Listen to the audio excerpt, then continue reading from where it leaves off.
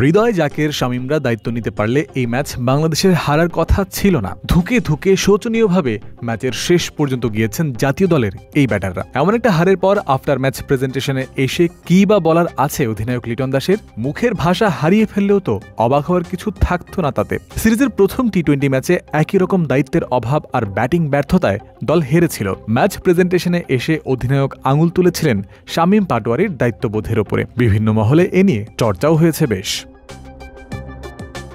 দ্বিতীয় ম্যাচে নুরুল হাসান সোহানকে বসিয়ে জাকের আলী অনিককে একাদশে নেওয়া হয়েছিল ভালো চেষ্টা দেখার আশায়। তবে জাকের হৃদয় শামীমদের কাছে এর যে প্রদর্শনী দেখা গেছে তার চেয়ে লিটন দাসের ব্যাটিং ছিল যোজন যোজন এগিয়ে। ভালো একটা শুরু পেয়েছিলেন ক্যাপ্টেন, তবুও এদিন ম্যাচ হারার কারণ হিসেবে নিজের ওপরেই দায় নিয়েছেন বাংলাদেশের অধিনায়ক, আগলে রেখেছেন অন্য সতীর্থদের।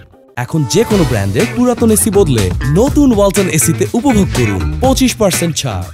150 বড় সংগ্রহ ছিল না, বিশেষ করে চট্টগ্রামে। যখনই আমরা কেউ শুরু পেয়েছি আউট হয়ে গেছি।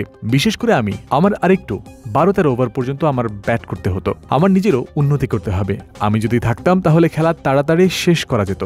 সব দায় নিজের তথা ব্যাটিং বিভাগের উপর নিয়ে লিটন সহমর্মিতাই জানিয়েছেন টাইগার বোলারদের জন্য। শুধু তাই নয়, অধিনায়ক বলেছেন নিজের বোলারদের জন্য তিনি সরি ফিল করছেন, অর্থাৎ দুঃখবোধ করছেন।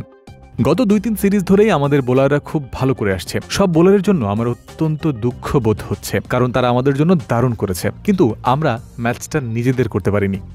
বাংলাদেশের অধিকাংশ জেতা ম্যাচের গল্পেই বোলারদের কৃতিত্ব দেখা যায় সর্বাগ্রে। আবার যে ম্যাচগুলো হেরেছে ব্যাটাররা দায়িত্ব না নিতে পারায় এসেছে এমন ফল। এই দৃশ্যও যেন হয়ে গেছে চিরচেনা। অর্ধেক কাজ সম্পন্ন করে ফেলছেন, তারপরেও বারবার ব্যাটিং ব্যর্থতায় ম্যাচ জিততে না পারায় বোলাররা কি মোটিভেশন ধরে রাখতে পারবেন? জয়ন্ত বিন্দু, ক্রিক ফ্রেন্সি।